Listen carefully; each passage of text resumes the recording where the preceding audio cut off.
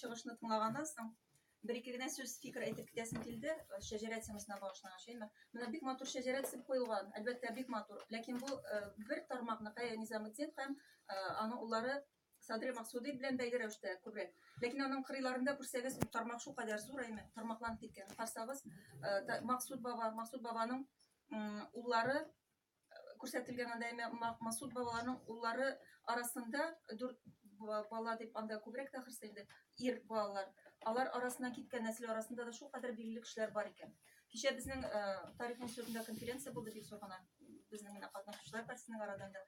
Һәм шушы конференциядә чыгыш ясаган идем шушы тармакның икенче бер буыны турында. Бәлки бу киләчәктә сезнең шәҗәрәне тагы да киңәйтү планында бәлки ярдәм итеп файдалы булыр дип уйлыйм.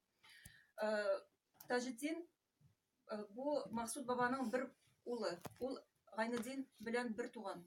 Таҗетдин дигән Максудов дигән кеше. Урыс чыганакларында алар Максудовлар буларак билгеле, Максудов түгел, Максудов буларак. Һәм менә шушы Таҗетдин баба, ул сез шулай ук ишетеп беләсез Күлбәш авылын.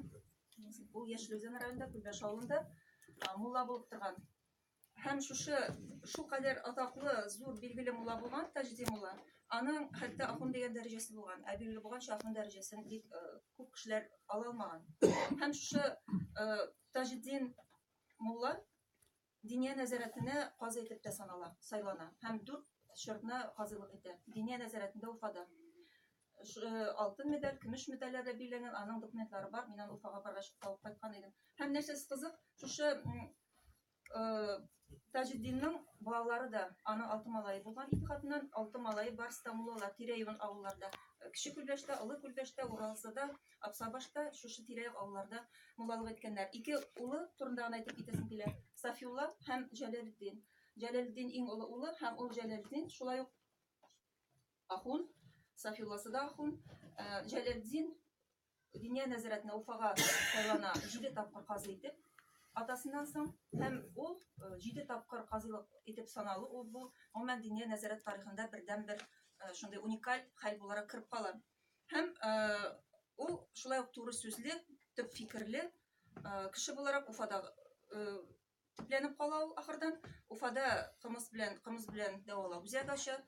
Бик шундый бай булдыра торган кеше буларак ахырдан сукрая. Ә бабалары Таҗетдин, менә әтиләре Таҗетдин ансы хаҗ сәфәрендә үлеп вафат булып кала.